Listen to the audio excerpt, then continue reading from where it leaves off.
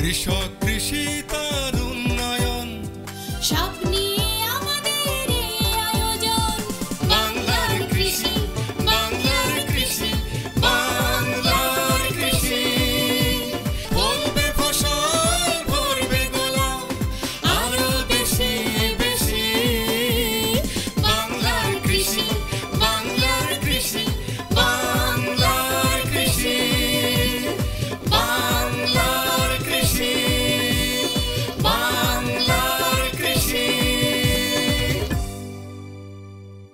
কৃষি তথ্য, প্রযুক্তি, পরামর্শ এবং মাঠ ফসলের করণীয় সম্পর্কে জানাতেই আমাদেরই বাংলার কৃষি। প্রিয় কৃষক ভাইরা, বাংলাদেশ টেলিভিশনের নিয়মিত কৃষি বিষয়ক অনুষ্ঠান বাংলার কৃষি দেখার জন্য আমি আব্দুল শহীদ মিঠু আপনাদের আমন্ত্রণ এবং শুভেচ্ছা জানাচ্ছি। আমাদের আজকের বিষয় নিরাপদ উপায়ে বাণিজ্যিকভাবে মূলার চাষ। মূলা একটি শীতকালীন সবজি। বর্তমানে নানান ধরনের জাত উদ্ভাবিত হয়। শীতকাল ছাড়াও অমৌসুমে মূলার চাষ হচ্ছে। সার্বিকভাবে বাংলাদেশে মূলার চাষ দিন দিন বাড়ছে। বিশেষ করে নিরাপদ মূলার চাষ গুরুত্ব পাচ্ছে। মূলা পুষ্টিগুণে ভরপুর। Müller vitamin C, vitamin B ও অন্যান্য ভিটামিন রয়েছে। রয়েছে ক্যালসিয়াম, ম্যাগনেসিয়াম ও ফসফরাস জাতীয় খনিজ উপাদান। সেজন্য মূলাকে সুপারফুড বলা হয়। শীতকালে প্রতিদিন মূলা খেলে সর্দি কাশির সমস্যা এড়ানো যায়। মূলা হৃদরোগের ঝুঁকি কমায় এবং হজমের উন্নতি ঘটায়। রক্তে শর্করার পরিমাণ কমায় এবং লোহিত রক্তকণিকা সংশ্লেষণে সহায়তা করে। জাপানের তাসা কিষান মূলা দিয়ে উচ্চ ফলনশীল জাত চাষ শুরু হলেও বর্তমানে 25টির বেশি জাতের মূলা চাষ হচ্ছে বাংলাদেশে। রয়েছে অনেক হাইব্রিড জাতও। বাংলাদেশে চাষকৃত জাত বাড়িমূলা 1, বাড়িমূলা 2, বাড়িমূলা 3, Everest white prince, Bipul 94, Himalaya F1, super 40, Mukti F1, Tasaki কুইং 40, Rocky 45, white rocket, white 40, Sufala 40, Anarkali, Durbar ইত্যাদি। যশোর সদর উপজেলাধীন চূড়ামনকাটি ইউনিয়নের চূড়ামনকাটি গ্রামের মাঠে গিয়ে দেখা যায় মূলার বাণিজ্যিক চাষ হচ্ছে। মূলার চাষ করতে কৃষকরা 6 থেকে 8টি চাষ ও মই দিয়ে মাটি ঝুরঝুরে করে নিয়েছেন। মূলা আমাদের দেশের একটি জনপ্রিয় সবজি এবং বিশেষ করে আমরা দেখি যে শীতকালে এই সবজিটা ভালো ফলন হয়। আমাদের কৃষক ভাইরা এইবার মূলার ভালো আবাদ করতে পেরেছেন এবং আমরা দেখছি যে মাঠে মূলার ভালো চাষ হয়েছে। বাজার দরটাও অনেক ভালো এবার। তো আমরা আমাদের পাশে যিনি বসে আছেন এই কৃষক ভাইয়ের মাধ্যমে জানবো এখন ওনারা কিভাবে এই মূলার চাষটা করলো এবং এই মৌসুমে কেমন দাম ওনারা আশা করছেন। কি নাম ভাই আপনার? আমার নাম মোহাম্মদ রুহুল আজিজ। কেমন আছেন ভাই? আলহামদুলিল্লাহ, আপনি কেমন আছেন? এই তো আছি ভালো। আচ্ছা আজিজ ভাই, একটা জিনিস বলেন যে আপনারা তো চাষাবাদ করেন নাকি? জি জি। যেহেতু চাষাবাদ করেন, শাকসবজি তারপরে ফলমূল এসবের চাষও করেন। জি। মূলার চাষ এবার করেছেন। মূলার চাষ এবার কেমন হয়েছে? ভাই মূলার চাষ মূলত প্রথমে বৃষ্টির জন্য খুব সমস্যা হয়ে গেছিল। প্রথম যে চাষটা হয়েছে ওইটাই আমাদের লস হয়ে গেছে, কিন্তু বৃষ্টির পরে যে মূলাটা হচ্ছে এতে একটু লাভ হচ্ছে, একটু ভালো হয়েছে, দামটাও অনেকটা ভালো আলহামদুলিল্লাহ। আচ্ছা, মূলা চাষ করতে হলে মাটিটা কয়টা চাষ দিতে হয়?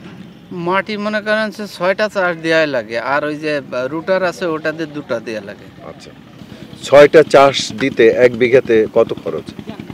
6টায় মনে করেন 250 টাকা করে বিঘা। আচ্ছা, তাহলে 6 চাষে যা হয় তার মানে হচ্ছে আপনার 6 দুগুণে 12, 3 15 1500 টাকা খরচ হচ্ছে। আর 1000 টাকা ওই যে রুটারে লাগে। 2500 টাকা আর কি খরচ হচ্ছে। বীজ কত টাকা? বীজ আমরা এবার কিনছি 604500। 1 বিঘাতে কতটুক লাগে? লাগালি মনে করেন 800 গ্রাম বীজ লাগে। 800 গ্রাম বীজের দাম কত? 800 গ্রাম বীজের দাম মনে করেন যে 4800 টাকা। 4800 টাকা। আমরা তো চাষাবাদ করতেছি যে আগের মতো খোরপোশের কৃষি না, এখন আমরা বাণিজ্যিক কৃষি করতেছি। যেহেতু বাণিজ্যিক কৃষি করতেছি তাহলে এটা লাভ হবে কিনা সেটা জেনে বুঝে তো আমাদেরকে চাষটা করতে হবে, তাই না? তাহলে আমরা যদি লাভ না হয় তাহলে ওই চাষটা করব কেন? ঠিক কিনা? তাহলে আপনাকে আগের থেকে ক্যালকুলেশন করে নিতে হবে। আপনারা এখন তো শিক্ষিত কৃষক, আপনারা লেখাপড়া জানেন। যেহেতু লেখাপড়া জানেন, আগে তো আমাদের বাপ দাদারা মানে লেখাপড়া জানতো না, সেই জন্য ওনারা ওনাদের মতো করে গেছে। জি। আমরা সেভাবে তো চাষ করলে না, হবে না, এখন আর করছে না। সেভাবে করতেছে না। অতএব আপনাকে হিসাবটা রাখতে হবে যে আমার খরচ কত হবে আর আমি বিক্রি করতে পারবো কত। এইবার কি অবস্থা তাই বলেন আমার। বিষয়টা হচ্ছে কি, মানে কৃষক মানুষ যারা কৃষি কাজ করে অত হিসাব করে করলে তারা এমনি মনে করেন অল্প দিনে মারা যাবে। তাই নাকি? হ্যাঁ, যে অনেক সময় অর্ধেক টাকা ওঠে না, আবার অনেক সময় ডবল টাকা উঠে যায়। যেরকম এখন প্রায় ডবল লাভ হয়ে যাচ্ছে, কিন্তু আগে তো আমাদের অর্ধেক টাকা উঠেনি। আচ্ছা, এই জন্য অত হিসাব আমরা করি না। ওই চাষি মানুষ মনে করেন যে চাষ করে যেটা আসে ওই নিয়ে কোনো রকম জীবনযাপন চলে। জানা যায় এ এলাকার কৃষকরা TRS হাইব্রিড জাতের মূলা চাষ করছেন। মূলা চাষে তারা জৈব ও রাসায়নিক সার ব্যবহার করেছেন। আশ্বিন থেকে কার্তিক মাসের মধ্যে অধিকাংশ মূলার বীজ বপন করা হয়। প্রথমত ভাই আমাদের প্রথম চাষ করতে হয়, অনেক চাষ করতে হয়। চাষ করার পরে তার মানে প্রস্তুত যে ঘাস মাস আছে সব বাছে কমপ্লিট করে এবার চাষ করে এবার এতে সার প্রয়োগ করতে হয়। TSP, ইউরিয়া, পটাশ, জৈব এগুলো সব একসাথে দিয়ে বুনে এবার মনে করেন আবার চাষ করতে হয়। চাষ করার পরে মই দিয়ে তার মানে মই দিয়ে সমান করতে হয়। সমান করে এবার বীজ মনে করেন ছোট ছোট করে বেড করে বীজ লাগাতে হয়। লাগায় ওর পরে আবার হাত দিয়ে মনে করেন সমান করে দিতে হয়। বীজ উৎপাদনের জন্য জমিতে বোরন সার দিতে হয়। বপনের 7 থেকে 10 দিন পর অতিরিক্ত চারা তুলে পাতলা করে দিতে হয়। আগাছা পরিষ্কার করতে হয়। মূলা শক্ত হওয়ার আগেই সংগ্রহ করতে হয়। জাত ভেদে হেক্টর প্রতি ফলন 40 থেকে 60 টন পর্যন্ত হয়ে থাকে। অনেক সময় মূলা পাতার বিটল বা ফ্লিপ বিটল পাতার ছোট ছোট ছিদ্র করে খেয়ে ফেলে। করাত মাছি বা মাস্টার ফ্লাই, বিছা পোকা ও ঘোড়া পোকা পাতা খায়।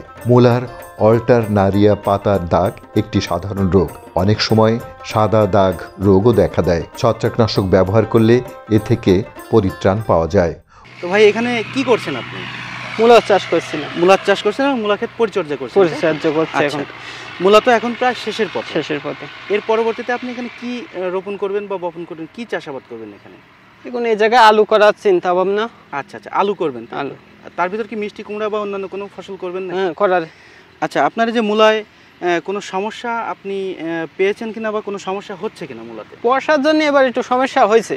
আচ্ছা, আর এমনি কোনো রোগ ব্যাধি বা অন্যান্য কোনো সমস্যা, যেরকম আমাদের মূলাতে সাধারণত পচার যে রোগটা, ছত্রাকজনিত পচন, তারপর মূলার গায়ের যে দাগটা হয় অর্থাৎ পোকায় যে যখন ক্ষত করে দেয় তখন যে সমস্যাটা হয়, এই সমস্যাগুলো আপনাদের এখানে দেখা গিয়েছে কিনা? হ্যাঁ, গেছে। আপনারা সাধারণত এক্ষেত্রে কি করে থাকেন? আমরা কীটনাশক ব্যবহার করে থাকি। আচ্ছা, আমরা একটু বসি, দেখি আপনার ক্ষেতটা একটু দেখি। আপনার মূলা তো ভালোই হয়েছে, সুন্দর হয়েছে মূলা, ফলন ভালো হয়েছে। বাজার দর কেমন এখন? আল্লাহর রহমতে মোটামুটি খুব। আপনাদের বিক্রি করতে বা উত্তোলন করতে কোনো সমস্যা হচ্ছে কিনা? না, আপাতত বাজারে বা অন্যান্য কোনো ব্যবস্থাপনার কোনো সমস্যা নেই, তাই তো? আচ্ছা, খুব ভালো লাগলো শুনে। এরপর যেহেতু আপনি আলু লাগাবেন, সেহেতু আপনারা অবশ্যই আলু লাগানোর পূর্বে কোথা থেকে বীজ সংগ্রহ করবেন এবং কী সার, কীভাবে পরিচর্যা, কী সার প্রয়োগ করবেন চাষের আগে বা চাষের যখন মাটিতে যখন চাষ করবেন তখন কী সার প্রয়োগ করবেন, তারপর আলু চাষের সমস্ত পদ্ধতিগুলো দয়া করে আমাদের কাছ থেকে একটু জেনে নেবেন। আমরা আপনাদের সাথে আছি, পাশে আছি এবং সার্বক্ষণিক আপনাদের সহায়তা দেওয়ার চেষ্টা করব। যদি কোনো সমস্যা বোধ করেন অবশ্যই আমাদের ফোনে আমাদের সাথে যোগাযোগ করবেন, উপজেলা কৃষি অফিসে যোগাযোগ করবেন। আমাদের ইউনিয়ন পরিষদে একটা ফিয়াক অফিস বলে থাকি আমরা, সেখানে যোগাযোগ করবেন, আপনাদের পরামর্শ আমরা প্রদান করব। মূলায় সাধারণত আমাদের যে ছত্রাকজনিত পাতা পচা বা গোড়া পচার যে রোগটা হয়ে থাকে, এক্ষেত্রে আমরা বাজারে পাওয়া যায় বিভিন্ন রকমের ছত্রাকনাশক, সেটা আমরা ব্যবহার করব। এরপরও যদি আপনি এখন যেহেতু মূলা উত্তোলন করছেন, আবহাওয়া যদি কখনো খারাপ হয় বা এই মুহূর্তে বৃষ্টিপাত হয়, তাহলে তো আপনার মূলাতে ছত্রাকের আক্রমণ হতে পারে। সেক্ষেত্রে বলবো যে আপনি কার্বেন্ডাজিম অথবা ম্যানকোজেব গ্রুপের ছত্রাকনাশক প্রতি লিটার পানিতে যদি 2 গ্রাম হারে গুলিয়ে স্প্রে করেন, আপনি ভালো উপকার পাবেন। হ্যাঁ, আর আপনি যখন এর পরবর্তীতে যে ফসলই আবাদ করেন না কেন, সেটা মূলা হোক অথবা আলু হোক বা মিষ্টি কুমড়া হোক, যেটাই আপনি আবাদ করেন, অবশ্যই আমাদের জৈব যে সারগুলো আছে, যেরকম বায়োডার্মা, ভার্মি কম্পোস্ট, এইগুলো আপনি পর্যাপ্ত পরিমাণে আমাদের পরামর্শ অনুযায়ী সেটা এই ক্ষেতে প্রয়োগ করে তারপর আপনি ফসল উৎপাদন করবেন এবং চেষ্টা করবেন সমস্ত ফসলগুলো জৈব পদ্ধতিতে উৎপাদন করার জন্য। মূলাতে অনেক সময় জাপ পোকা লাগে, এর জন্য আপনি আমাদের হলুদ ফাঁদ আছে, সেই হলুদ ফাঁদটা যদি আপনি ব্যবহার করেন তাহলে আপনার স্প্রে যেটা করেন সেটার পরিমাণ অনেক কমে যাবে। মূলা সবজি হিসেবে খাওয়া ছাড়াও মূলার পাতা শাক হিসেবে খাওয়া যায়, অনেক সময় মূলা সালাদ হিসেবেও ব্যবহৃত হয়। মূলা সাধারণত কচি অবস্থায় সংগ্রহ করে বিক্রি করতে হয়। আগাম মূলার চাহিদা অনেক বেশি, ভরা মৌসুমে উৎপাদন বেশি হয়, চাহিদা অনেক সময় কমে যায়, সেজন্য সময় বিবেচনা করে মূলার চাষ করা লাভজনক। বর্তমানে মূলা চাষ খুবই একটা লাভজনক ফসল। বিশেষ করে আমাদের যশোর সদরে এই রবি মৌসুমের শুরু থেকে একই জমিতে প্রায় 3টা মূলা চাষ করা হয়, কারণ এখানে মূলা চাষের লাভটা অনেক বেশি। খুব সহজেই এখানে 40 দিনের মধ্যে একটা ফসল উঠে আসে। এভাবে কৃষক একই মৌসুমে 3-4 মাসে 3টে ফসল করে থাকে, এমনকি লাভবান হচ্ছে। যে একটা কথাই আছে প্রবাদে যে 16 চাষে মূলা, অর্থাৎ মূলা চাষের ক্ষেত্রে আমাদেরকে যে মাটির যে চাষটা খুব ভালোভাবে দিতে হয়। এখানে যেহেতু মূলার বীজ খুব সূক্ষ্ম, এই জন্য মাটি ভালোভাবে চাষ করে তার মূলা চাষ করতে হয়। আর এখানে জাতের একটা ফ্যাক্টর, যেহেতু জাতটা যে বিশেষ করে মানুষের ডিমান্ড কোনটা, সেই জাতের একটা ফ্যাক্টর। এখানে ভালো জাতের মূলা চাষ করলে এবং সঠিক সময় চাষ করলে কৃষক খুব লাভবান হয়। মূলা একটি লাভজনক সবজি, বিশেষ করে নিরাপদ মূলার চাহিদা বেশি। বর্তমানে মূলার বিভিন্ন জাত উদ্ভাবিত হয়েছে, সারা বছরই কম বেশি মূলা চাষের সুযোগ সৃষ্টি হয়েছে। এই সুযোগ ব্যবহার করে নিরাপদ মূলা চাষের মাধ্যমে কৃষক লাভবান হবেন, সেটাই আমাদের সকলের প্রত্যাশা। যশোরে সব ধরনের সবজি হয়, তো উল্লেখযোগ্য শীতকালীন অন্যতম একটি সবজি হচ্ছে মূলা, যেটা আমাদের এখানে আগাম তৈরি হয়। আমাদের এখানকার যে মূলাটা আবাদ হয় সেটা আগাম হয়, কখনো তারা শীতের দিকে করে না যাতে দাম কম হয়। তারা সবসময় আগাম মূলা আবাদ করে এবং দামটা অনেক বেশি পায়। আমরা কৃষকদের সাথে আলাপ করে যতটুকু জানতে পেরেছি যে আমাদের কৃষক ভাইরা এবার 50 টাকার নিচে কেজি বিক্রি করতে পারে নাই, যার কারণে তারা লাভবান এবং খুশি তারা মূলা চাষ করে। বাংলার কৃষি, বাংলার কৃষি, বাংলার কৃষি। অনুষ্ঠান সম্পর্কে আপনাদের যে কোনো মতামত আমাদেরকে লিখতে পারেন।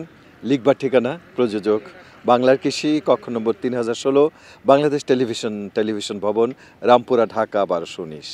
ইমেল বাংলার কৃষি 1314@gmail.com। Facebook Bangladesh television. ইচ্ছে করলে অনুষ্ঠানটি ইউটিউবে দেখতে পারেন। কৃষক ভাইরা, আজ এ পর্যন্তই। আপনারা সবাই ভালো থাকুন, সুস্থ থাকুন, এই কামনা শেষ করছি আজকের বাংলার কৃষি। আল্লাহ হাফেজ। কৃষক কৃষি তার উন্নয়ন, স্বপ্ন